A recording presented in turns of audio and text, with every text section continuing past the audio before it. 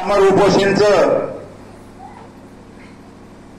दिशा जरी दिली, आपण आतापर्यंत रस्ता रोको केला, पुढच्या दृष्टिकोनातून काय करायचं म्हणून त्या महिला भगिनींनी सांगितलं होतं त्या दिवशी पहिल्याच बैठकीमध्ये. आता दारूच्या ताई बोलल्या, मला असं वाटतं महिलांना ज्या ज्या भूमिका मांडता येतात त्या आपल्या लोकांना मांडता येत नाहीत.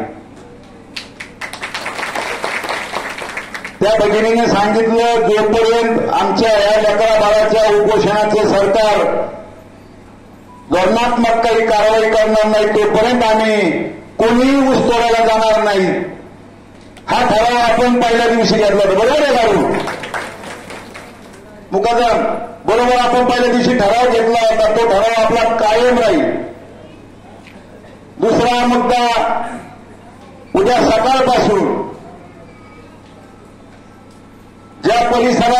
या परिसरातून ज्यांना शक्य होईल, समजा माझ्या परिसरातून कोरोशी असन, नागलवाडी असन, दैत्यनांदूर असेल, गोरेगाव असेल, ज्या ज्या गावाला इथं येणे शक्य होईल त्या गावाच्या 5-25 महिला असू, 5-50 पुरुष असू, या ठिकाणी आपण एका कप्प्यामध्ये त्या गावाचं नाव टाकून या ठिकाणी साखळी उपोषण चालू करणार आहे.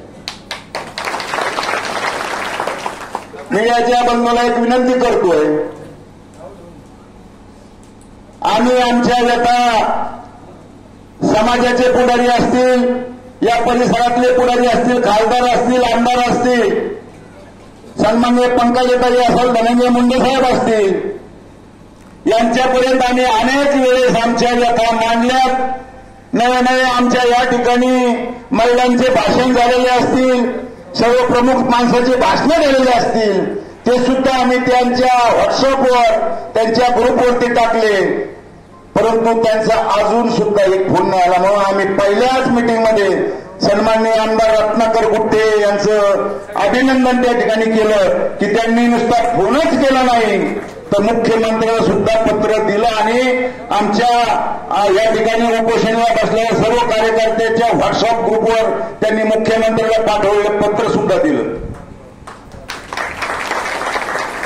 सामाजिक दृष्टिकोनातून जर पाहिलं तर या ठिकाणी नांदगावचे आमदार सुहास कांदे असतील, संतोष बांगर असतील, या पाथर्डी शेवगाव विधानसभेमध्ये या गटामध्ये म्हणजे विधान परिषदेवर शिवाजी गर्जे असतील, काय तळतळून बोलल्यानंतर वाईट वाटतं. डॉक्टर दराडे बोलले, हे प्रत्येकाला ज्या ज्या पक्षात काम करणाऱ्या प्रत्येक बगल बच्च्याला वाटलं की आमच्या नेत्याबद्दल बोलला, परंतु आम्ही पहिल्याच मिटिंगमध्ये सांगितलं, आम्ही आमच्या पक्षाचे पार्टीचे जोडे सगळे बाजूला ठेवले आणि समाजाकरता ज्याला इथं यायचंय त्यांनी आलं पाहिजे ही भूमिका आज मी त्या मुद्द्यावर आम्ही ठाणे.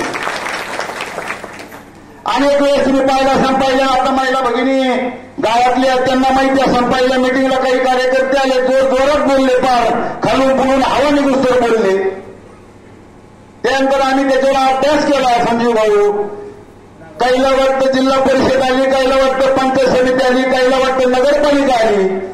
अरे बेटे हो, तुम्ही तुपात मळा, तेलात मळा, तुम्हाला कशाचे मतदान आहेत, पण तुम्ही त्या मताच्या जीवाकरता तुम्ही जर सामाजिक प्रश्न निर्माण झालेला असताना सुद्धा या ठिकाणी 3 या योद्ध्याच्या जीविताला हानी पोचणारे असताना सुद्धा किंवा या उपोषणला बसलेल्या कार्यकर्त्याच्या मुळे तुमच्या नातवाला मला मुलाला म्हणा किंवा तुमच्या लेकराला बहिणीच्या मुलाला सगळ्याला आरक्षणाचा फायदा होणार असेल तर त्याकरता तुम्ही निश्चित स्वरूपात या युवकांकरता समाजाकरता एका मंडपाखाली एका छताखाली आलं पाहिजे आणि तुमचे राजकारणाचे जोडे बाहेर ठेवले पाहिजे. म्हणून मी जेव्हा सकाळी लवकर आलो त्यावेळेस अनेक महिला भगिनींचे